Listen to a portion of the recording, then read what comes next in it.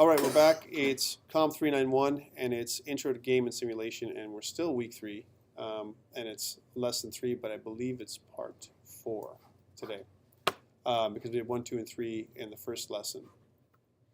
Okay, so we're going to talk about genres in games a little bit. Now, we've kind of talked about this piece, and this is how the book is laid out. The book is laid out in terms of they talk about platforms, they talk about, now we're talking about the genre, the reasons for making games, the challenges in making certain types of games, and those kind of things. We need to discuss it so that way before you actually start doing your games or start coding, we can deal with these challenges. We can kind of, because remember, we're going to talk about stuff, and I'm going to try and steer you away from certain things.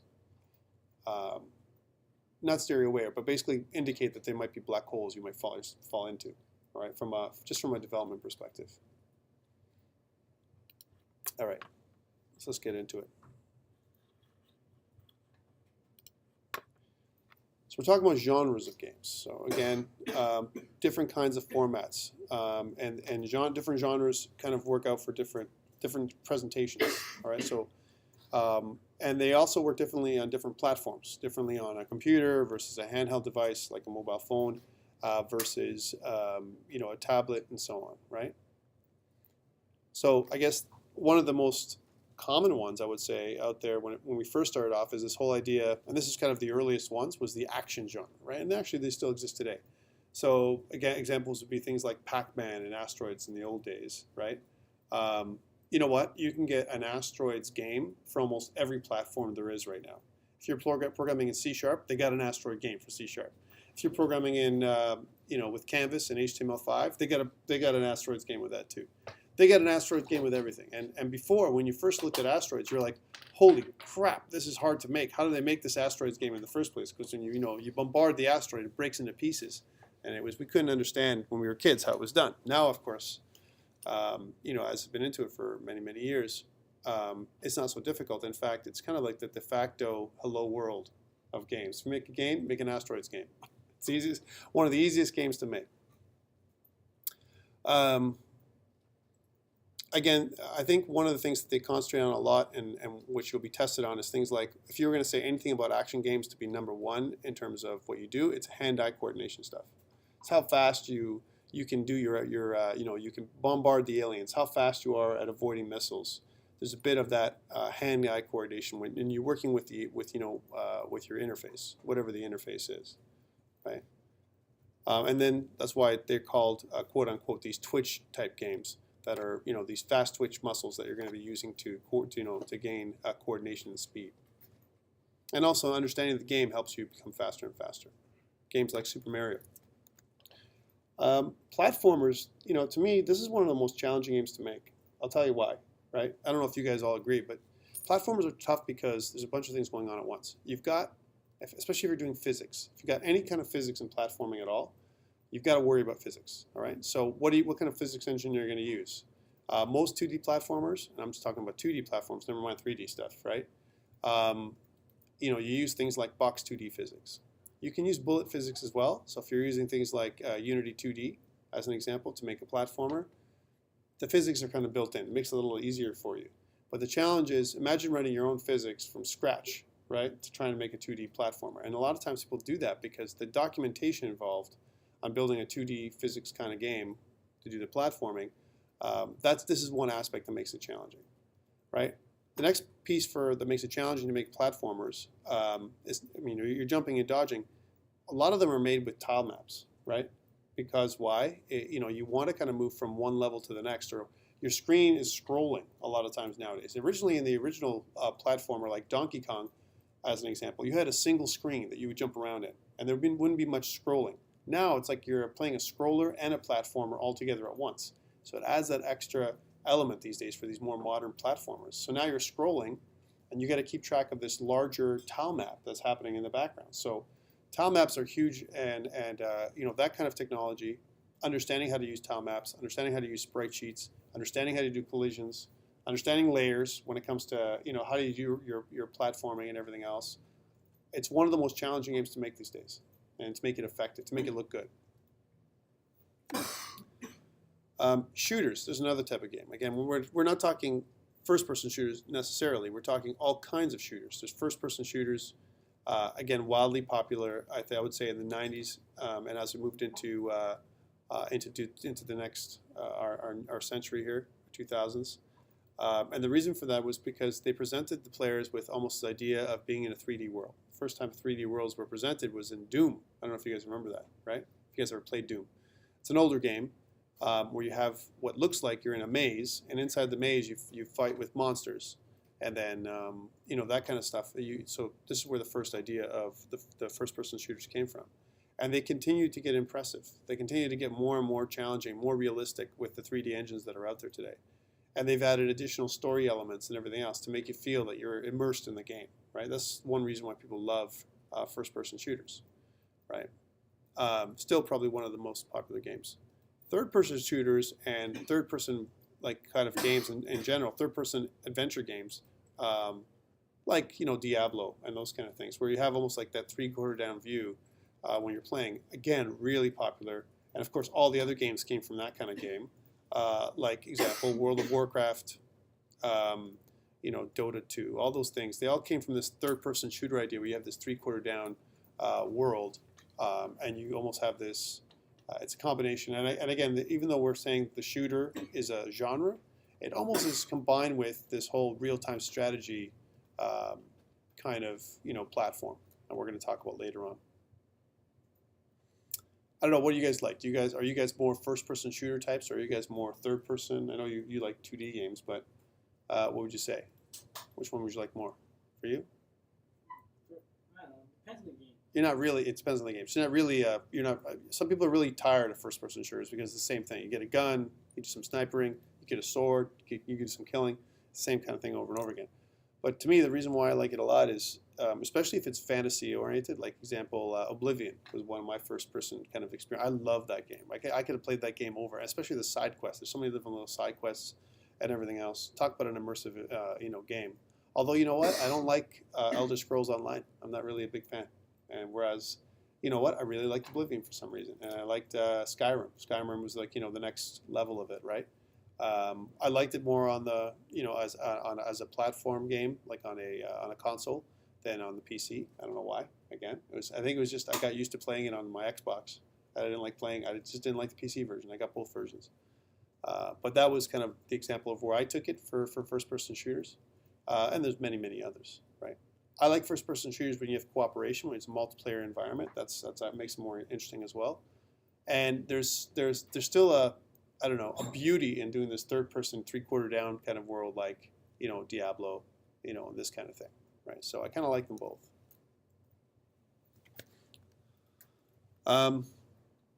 Racing games, you know, again, there's different kinds. There's first-person racing games where you're in the cockpit, you're in the pit of the car, right, kind of thing.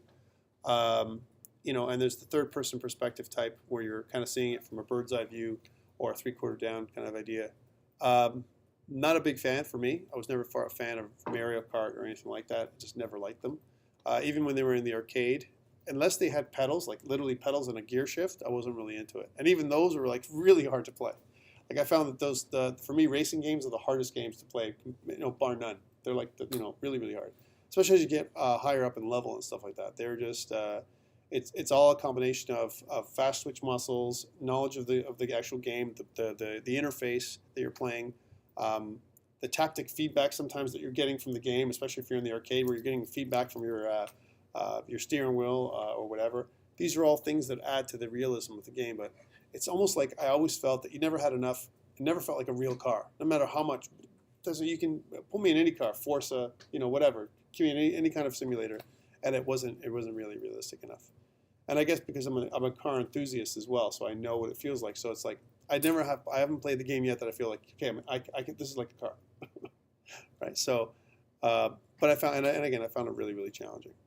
I don't know who's really into, you know, kind of vehicle games like racing and all that kind of stuff.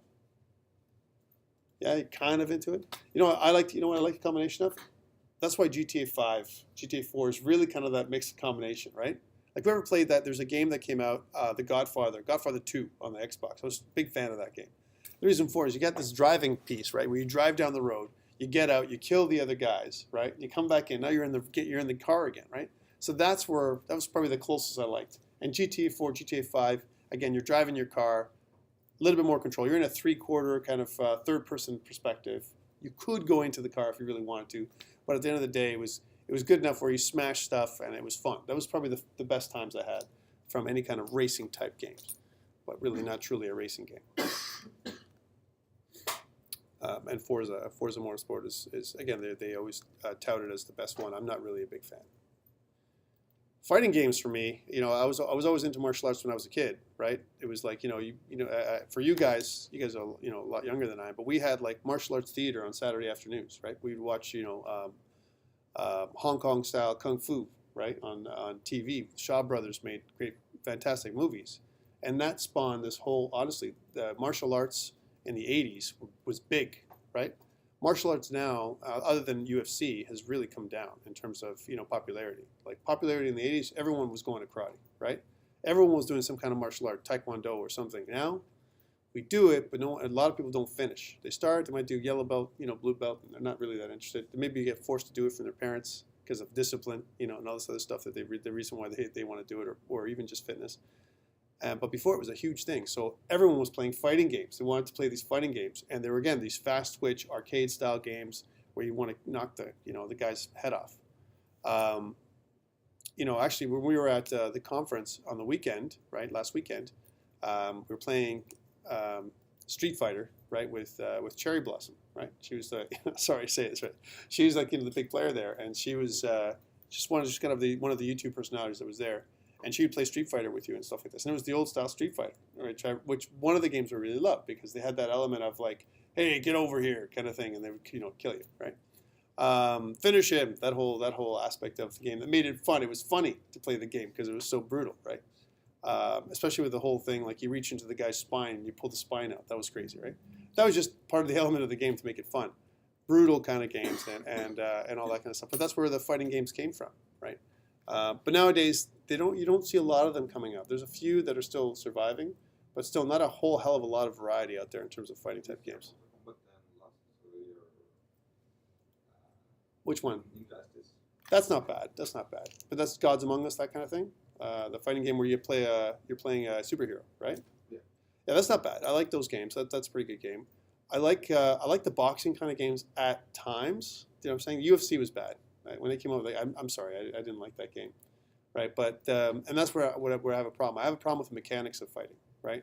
Especially when it's 3D kind of fighting, because then it's hard to, even the ones on the Wii where you're actually boxing with a Wii control, right? That was kind of weird too. Even the ones on the Xbox with the Kinect, there's still something of a loss. It wasn't quite a hit yet, and I think we're going to get back to fighting games again. I'm telling you, it's going to become another more popular genre. And here's an example of that, UFC 2009. I wasn't really a big fan. Even the boxing games that were out there, they were good for a while, but you could beat the game by just like going wacky on the controller, and I didn't like that. You shouldn't be able to beat the game by just doing random punches. It's not good, right? So, we talked about adventure games being, kind of like text-based adventures. I think is where it all started off. And where you kind of went into the cave and then you would explore, get treasure, and all that kind of stuff. It was kind of the first game that they ever came out with that was more like a game that came from the mainframe. They moved into this whole hybrid genre of action adventure games where you kind of were still doing the treasure hunting stuff, but now you're someone like a Indiana Jones who's gonna it's an adventure game, but there's a bit of action too. You have to use your fast twitch muscles. It's kind of a combination of platformer and adventure game, right? Where you do you're going through the you might see it on the side as an example, similar to the fighting games nowadays that are seen like in kind of side perspective, right? So you see it on the side, then you go into your adventure, and sometimes you'll get a top-down map, some kind of mini map that you're going to follow, and all that kind of stuff to finish the adventure, right? It's not quite a role-playing game, and it's not quite a puzzle game, but there's puzzle elements, right? It's a kind of a hybrid kind of game. And here's an example of that, God of War. So it's again a little bit of a platformer, a little bit of fast twitch muscles, and some pieces of adventure where you pick up treasure and all that kind of stuff. Actually, you know what? I have to say that Diablo sometimes can almost be like this too. Where you pick up treasure, you have a little bit of fast twitch stuff, whatever. It's almost like that as well. Not quite, but casino games are huge still. I think one of the first games that I got when I had my first iPhone was like, hey, I wanted to get a blackjack game or something like that, right? Or these idea of slot machine games or whatever. And online casino type games are huge. Now, part of that is because of this whole addiction aspect to it. I know a lot of people a lot of older people who play things like card games and all that kind of stuff. World Series of Poker was probably one of the most popular games out there for very many years, right? In terms of just the fact that there was a following because of the show, and then the idea that you could play, hold'em poker and stuff, and it was actually a pretty good simulation of what you could do. Again, it's still pseudo random, so you're not exactly, it's not real in terms of the odds, and that's something where they fell down. If you go to a real casino, there's other issues around playing poker. You're playing with real money, and real money makes you nervous, right? And you're drinking real drinks in the casino, right? Which also makes you kind of weird. And there's an environment, there's smoke, and there's people next to you bugging you, and they're rubbing the table for luck and doing all kinds of weird things that you can't do in a video game. But the great thing is it's this idea of the potential of winning and winning money, right?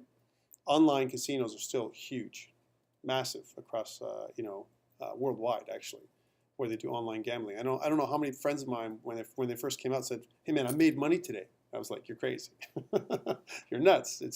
Casinos are made so you lose money. That's how it is. So I'm not a proponent, but there's again lots of it's out there, and again things like everything from slot machines to doing other things. One of the assignments that I give my web students, COMP391, is make a slot machine, right? And I give them the logic behind the slot machine, how to do that, the percentages of winning, and I'll tell you right now, they're very slim. A lot of people win in slot machines at the end of the day, right? Puzzle games, I'll tell you right now, I would warn you in school anyway, if you're gonna think about making a game for a project, I would steer away as much as possible from puzzle games. And I'm talking about the pure puzzle game types. Why? It's the logic, guys. It's not that you can't get it done. You just don't have time. You have 14 weeks typically to do something in a project. A puzzle game can take all those 14 weeks up. And you learn more than one thing in a particular course. So to me, puzzle games, I always tell people, I say, great idea, just don't see it. I wouldn't recommend you try it in school.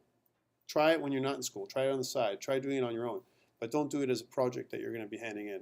Because it can take a negative turn. You start off, you're doing the first puzzle game, you're trying to figure out the logic, and the business logic is the big piece, right? What's the puzzle involved? First of all, is it truly a game that that you're trying to, are you emulating something that already exists? Or you're making something like Tetris? Tetris was an original game where you actually fit the pieces together.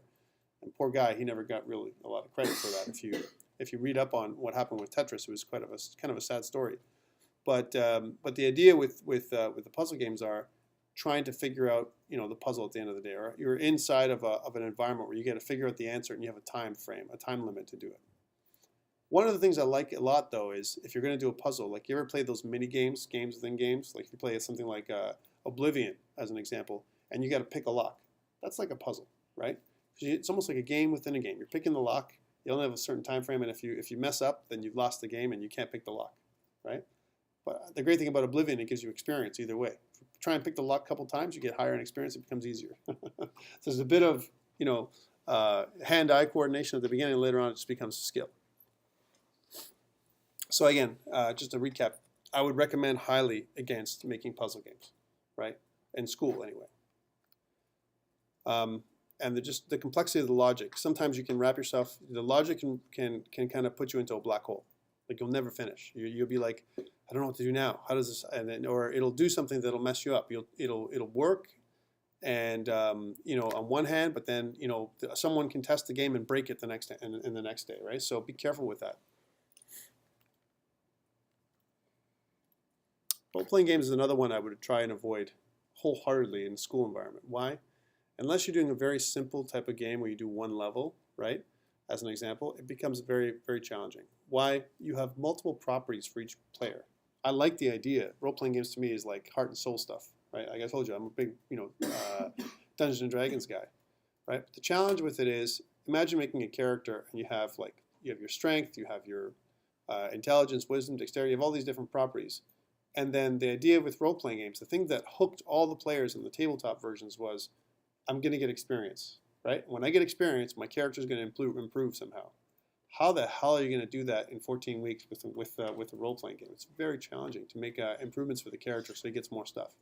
We can simulate that with power-ups, right? So if you're going to play a platformer, you play a three-quarter down game, whatever, power-ups is kind of the closest things you can do to improvement because you're getting stuff, you're adding things to your character, right? But actually improving his stats, his ability to hit, his ability to take damage, all that kind of stuff, it becomes very challenging. There's a lot of logic around that. Like games in general, I'll tell you right now, any kind of games, when you script them, are hard. Role-playing games and puzzle games are the hardest type of games to make because it's not just about shooting and killing, it's about improving and that whole mechanic, right? Even things like making a magic system on a role-playing game, it's a very challenging thing. You don't want to be able to give the character ultimate power. You want to give them the way to improve somehow, and you've got to create that mechanic. And that's what I'm saying. You got to do that outside of the game. You got to figure all that logic out, and that's where it becomes very challenging. So I don't recommend it. Although if you're an indie kind of developer, you may want to attempt something on the side, right? I think there's a lot of learning that you can do if you do that. One of the challenges we talked about this last week is like, well, one thing I should mention is there's an emotional tie-in with character development, right? You make a character in Diablo, which is kind of a role-playing game, right? And I'm just using that as an example. And then you go up a few levels. You go to like level 10 or something like that, which is like still low level, right? Then your character dies. Sometimes it's like there's like, man, come on, my character just died. I spent like X number of hours playing this game, and then he's done, right? It's the same thing with tabletop role-playing games. You make a role-playing character, and then there's almost like a mini game in making the character. Actually, even in role-playing games and video games, there's almost like this whole mini game involved in making up your character, right? Now nowadays it's all done with points and stuff like that. You can there's not a lot of random elements to making a character. You can't make a super character by chance in the beginning in most role-playing games that you play on the video game side. But I'll tell you, on the tabletop side, one of the most exciting things was to roll that 18, right? When you're making a Dungeons & Dragons character. When you're rolling the dice to roll your character, just rolling the dice. You're like just shaking those dice and you're blowing the dice. It's almost like gambling. And then, you kind of roll the dice and you go, what is it? And you want to kind of you don't want to get any low stats, right? So there's that whole excitement about you're almost like infusing the character with your own luck kind of thing. And you're kind of putting an emotional tie-in for this thing. It's the same with video games. And as you go higher and higher in level and invest more and more time playing a game, you don't want your character to die. And that's why the later versions of the games allows you to save the character, even though he might drop a level, he might lose stats, like he might lose strength or something else in the role-playing game. Not many role-playing games online these days will kill you dead. Like it's not like you're unrecoverable because of the emotional tie-in. There's an emotional tie-in to these games. And imagine if you died and you're done. You have to start over again, which in real life, when we play tabletop games, most GMs will give you if your teammates have all progressed, they'll try and give you the same level of experience, right? Which is kind of a boon sometimes, right? Because you're sitting there like, well, I kind of didn't like that dwarf anyway, right? So that's okay. If I got 10,000 experience points, I'm gonna make a new character. Woohoo! I'm happy, right? I'm okay with that. But some DMs, which is more of the hardcore gamers, they don't give you all the experience. They make you start at level 1 again, right? And there's a real, I'll tell you right now, it's just a loss of fun. It takes the fun out of it to start over again, right? And that's why they do things the way they do on the video game side. And I think the key mechanic for me, like I said, the thing that makes it interesting to play, why it ties me in, why I want to play role-playing games over and over again, and the real hard thing to make when you make your own role-playing game is the whole experience and kind of improvement mechanic. How are you going to add that in? How to make that effective and it's fun and all that kind of stuff. It takes a lot of logic, and there's just not enough time in a course like 14 weeks to do it all properly. You can make it a good start, but I don't think you'll be able to finish something. Let's talk about simulations a little bit. We talked about it earlier, where you're doing like this whole flight simulator thing, right? But simulations is another kind of thing. It's kind of a subgenre of different kinds of games. You can do different kinds of simulations, like, for example, vehicle simulations. even Forza Sport is kind of a simulation. It's a racing game. That's the kind of genre, but you can make it so that it's more of a simulation, especially if you do it in an immersive kind of environment like first person, right? A lot of simulations are made for military and other kind of training environments. They're not really made for entertainment purposes. They're made for education, right? And it's happening more and more. I think there's in terms of overall, simulators in general, there's a huge untapped market there. I'm telling you right now, in terms of simulating and educating and training people.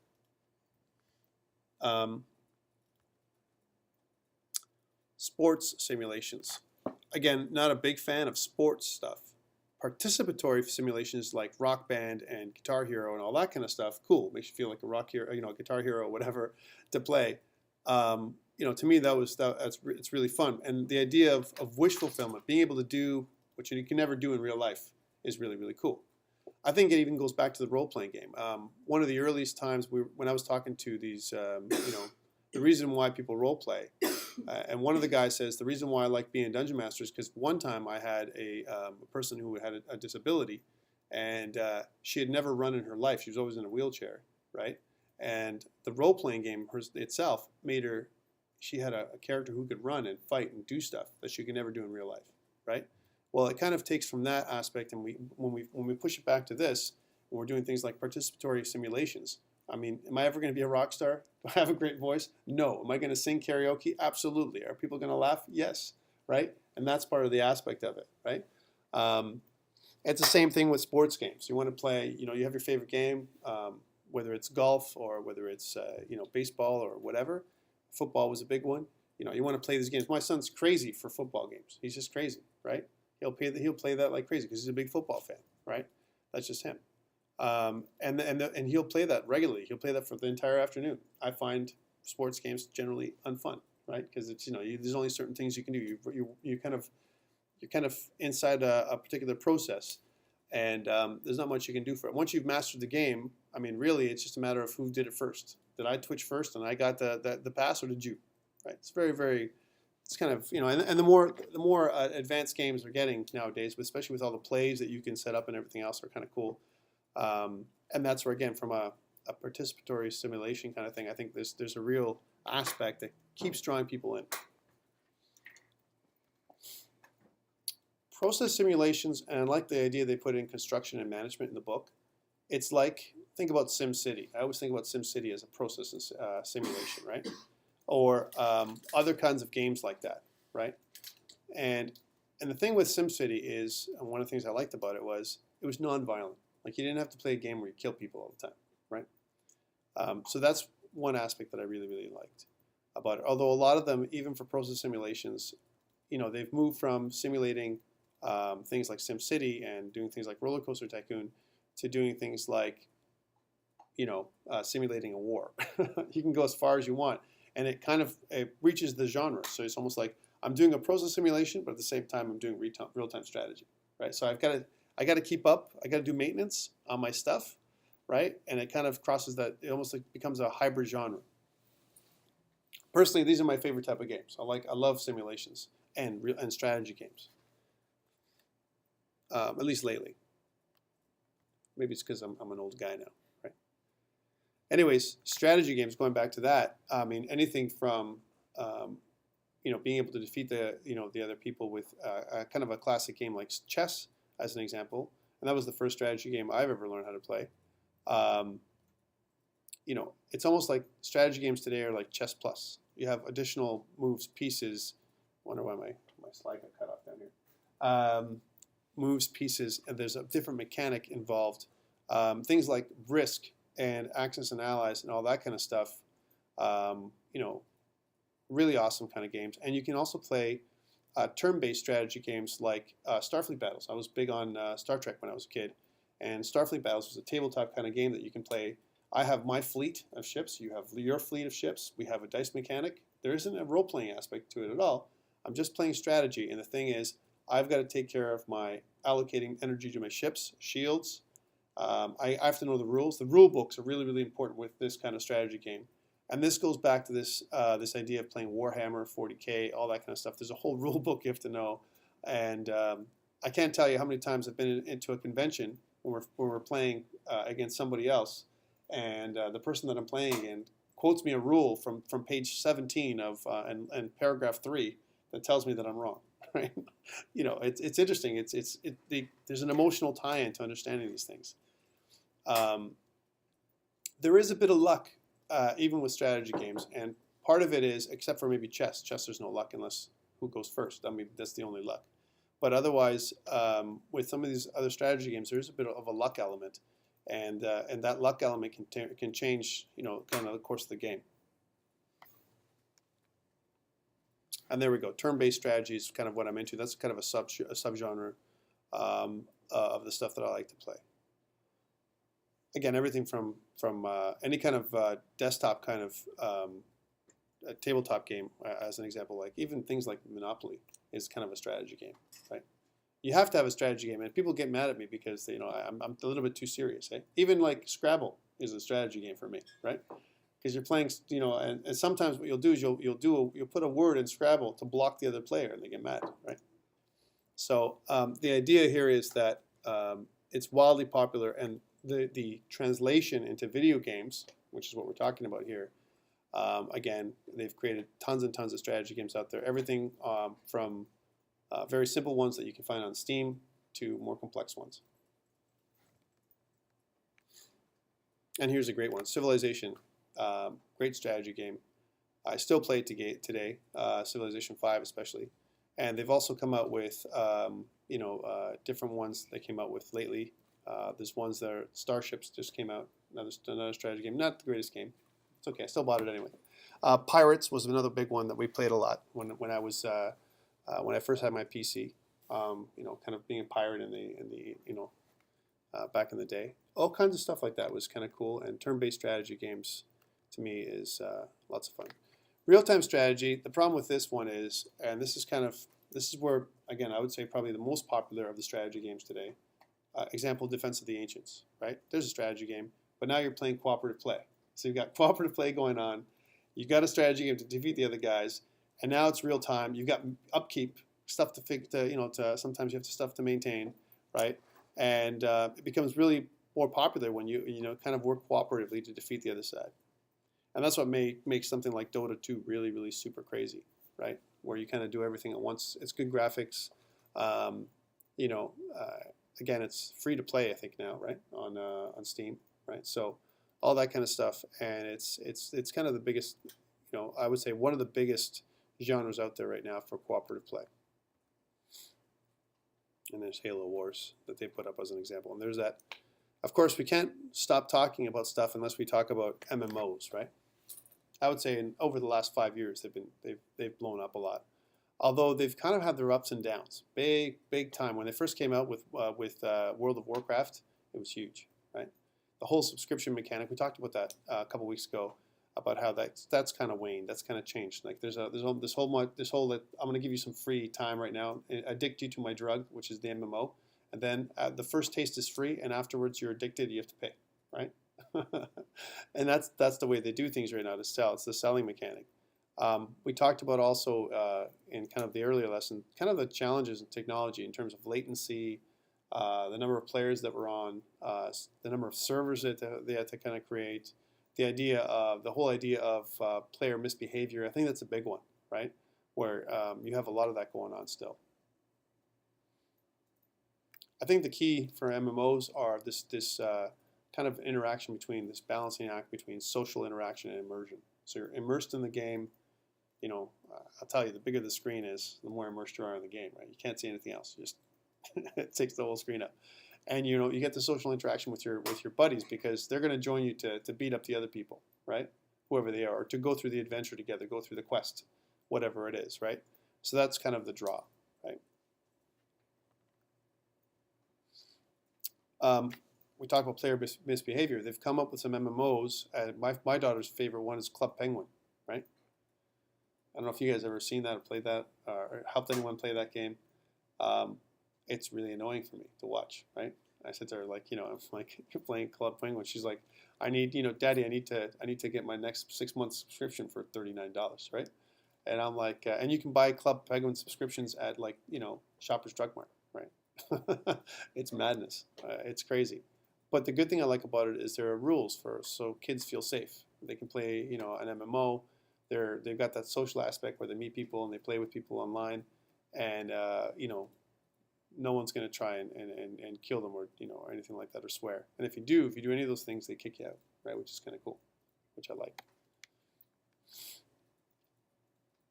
Last thing I want to talk about before we break for this piece is this idea of MMOs being or referred to as persistent state worlds. This idea that you leave the the environment and it's still going, whether you're there or not, it's still going on. There's an adventure happening right now, every minute of the day, and you're not part of it because you're here in school, right? 24 hours, 365, someone's on this, these games playing, and that is a new concept. Like I said, over the last 5 years, I would say they've really taken off. I don't think it ever happened like this before until our broadband internet took off, where internet connections they took off between. It wasn't just 1.5 megabit, like it we used to be. Now it's 45 megabit download. It's not uncommon to have a guy that has unlimited download capabilities these days. And even it's becoming synchronous. It's becoming to the point where you can get if you go through Bell nowadays, you can get, I think it's 50 and 10, 50 down, 10 up, 10 huge, right? And people might say, well, I don't need to upload anything, right? Yeah, you do. If you're doing any kind of latency, any kind of signaling back to the server, you need really good speed, and that's why the upload is really, really important as well. And the other thing is that people can all play it together in the same household, right? We didn't have that capability before. If you had 2 players playing on the same household, your latency just dropped to half, right? Nowadays, it's not impossible to to kind of play and have a really good experience. But the idea of persistence, the idea that the world is going to exist whether you play or not in the background, it's fairly new, and it's something that we should keep in mind. So again, if I was going to test you on stuff, these key terms, the idea of persistent state worlds, the idea that different genres, understanding these different genres when we talk about testing, like history of games, all that kind of stuff we talked about. Things you should kind of read up on. Again, all these PowerPoint presentations are going to be available to you before the test, so that way you can go through them.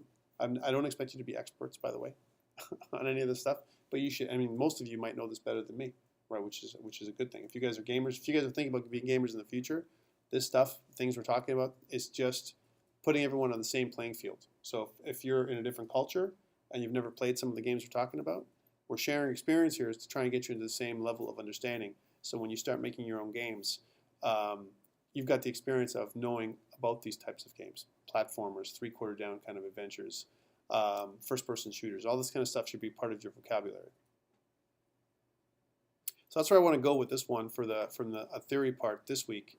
And then we'll do the Blender piece now as well. So let's take a brief break, like 5 or 10 minutes, and then get back into it.